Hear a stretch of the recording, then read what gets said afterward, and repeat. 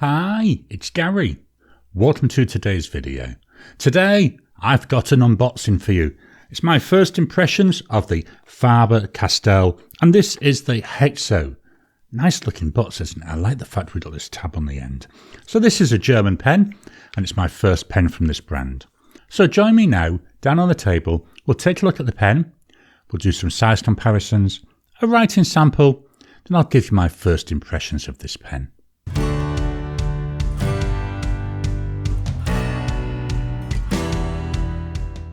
Here we've got today's pen. So the box here, we've got Faber-Castell since 1761. And then below that, we've got the picture of a bridge. Just going to turn this around so it's easier to see it. Going around the box, that bridge picture, carrying on. On the back here, we've got Faber-Castell. Gift box design. Then we've got the barcode. Nice, simple. On this end, we've got a tab and some pulls to take out an inner box. This end is sealed. So let's slowly take out that inner box. Here we've got Faber-Castell. Nice, isn't it? Nice silver sheen there. So easing the straw out, we're pulling on the tab. First thing we've got here is we've got an instruction manual. I think if you're new to fountain pens, I think that's a good idea. We then start to see the pen, this beautiful dark blue colour. If we carry on out, we'll see we've got a spacer here and we've got a cartridge. The spacer is empty at the end, so it's not a cartridge that you could refill. Here's the cartridge that came with it. It's only a small one.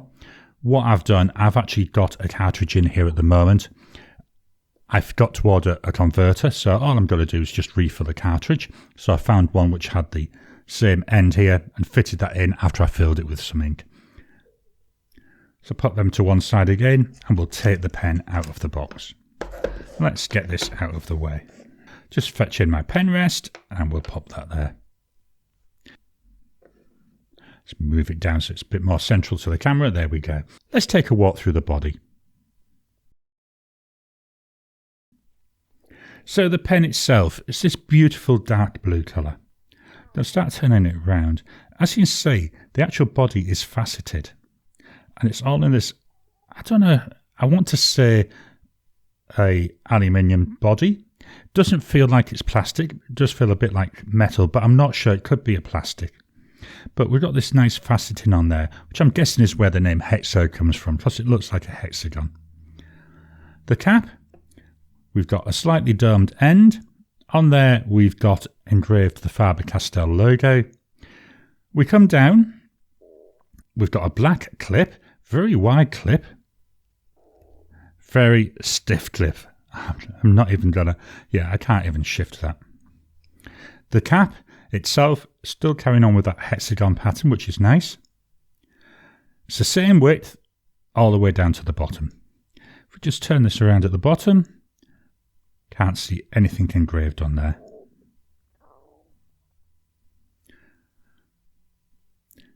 There's a tiny little drop off to the body. And then the body seems to be tapering down ever so slightly to a domed end. Now I'm just going to spin around this body because one of the things I did notice, and I'm going to fetch it up to the camera, not sure how well this will show. Let me get it the right way around. But on here, we've got, let me just try and get this into the focus point. I say not sure because it's dark blue with black writing. We've got Faber-Castell and we've got the Faber-Castell logo there as well. So hopefully that may come over on the camera. The cap pulls off. It gives a nice satisfying click.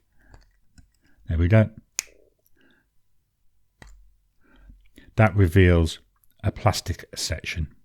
Let's unscrew the body. As I say, I've already put a cartridge in it and I've already filled that with ink. We have got plastic fittings, so I wonder if this is one which could potentially be eyedroppered. There's a big gap between each of the threads, so I'd have to make sure I silicone greased it if I decided to go down that route. At the moment though, I'm happy enough refilling a cartridge. The pen feels nice and comfortable when it's unposted. Does it post? Yep, it posts really deeply. Doesn't feel too back heavy either. Let's take a look at the nib. So we've got an all black nib, which looks really nice when we've got the dark blue. The nib, very, very simple. We've got what looks like a whole load of dots around the outside to give a decorative border. Below the tines, we've got the letter B. This is a broad nib. Then we've got the Faber-Castell logo. The nib does look quite small. Altogether though, I think it's quite an attractive looking pen.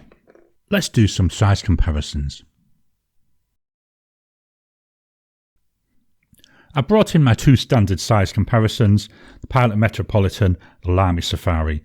Both these standard pens, they're both longer than the Hexo. Not a lot longer, but they are definitely longer when the cap's on. Let's take the caps off. With the caps off, the Hexo again is a little bit shorter than the Safari, but now we're looking at the same length as the Pilot Metropolitan.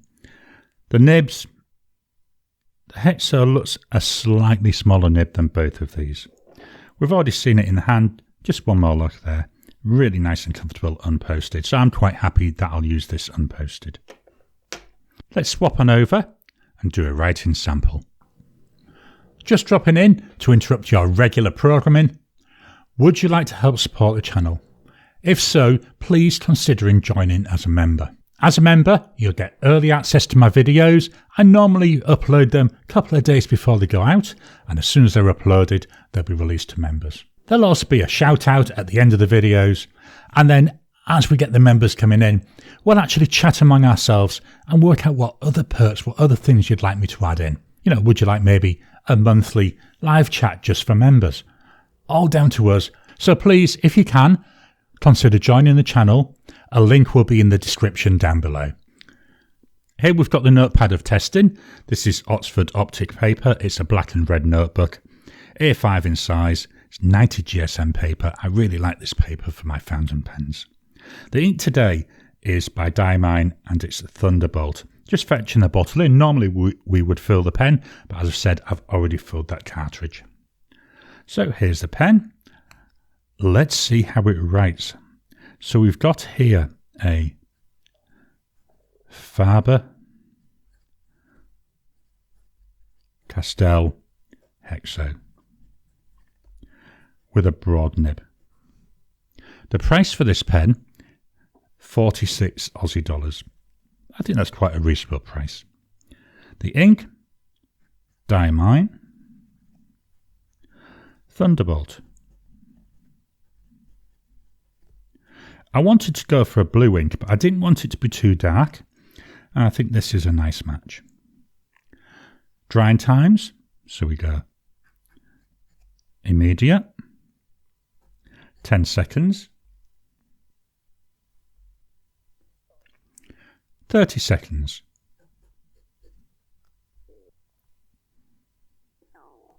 1 minute.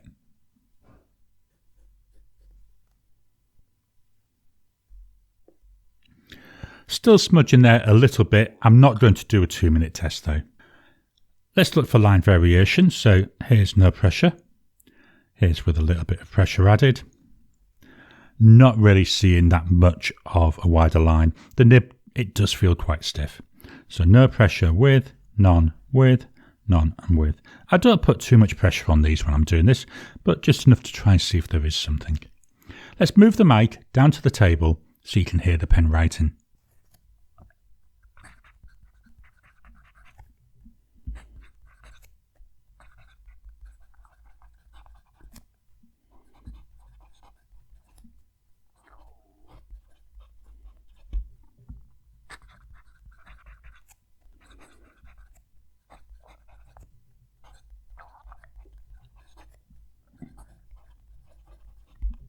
Oh, that's really nice.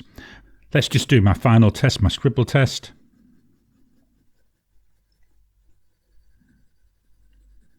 When I'm writing, I'm getting some really nice audible feedback.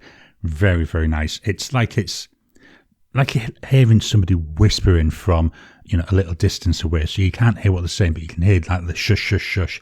Very nice, very pleasant. There's not a lot of tactile feedback. It doesn't feel smooth. It doesn't feel rough. It's just nice. And the pen itself, it feels as if it's disappearing into my hand as I'm writing. It's a really enjoyable experience. So what are my first impressions of this pen? I'm quite pleased with this. It's been on my list to get for quite a long time and I kept putting it off and putting it off. So I'm really glad that I bit the bullet and actually bought this one now. I like the shape, it's unusual. I like the colour, I like this blue. I just again think it's just a bit unusual. It's a nice dark blue, whereas a lot of my blue pens are a lot lighter coloured. The ink I think does quite well with it. I think it really complements the pen. The writing experience, as I've already said, really nice. Audible feedback, not a lot of tactile feedback. It doesn't feel stiff, it doesn't feel rough, it doesn't feel smooth. And the pen, as I said, it just disappears into my hand. I know I'm repeating myself, but it's so nice. Really looking forward to spending some time with this and getting to know it better and to trying it out with different inks. So this, it's my first impressions of the Faber-Castell Hexo with Diamine Thunderbolt. I hope you've enjoyed today's video. So what are your thoughts on the Faber-Castell? I love this blue colour. I love the pop we get as we take that cap off and put it back on. What are your thoughts on it? Please drop any comments down below. Let's kickstart the conversation. Please hit the thumbs up button. Every time you like, every time you comment, just helps with the YouTube algorithm.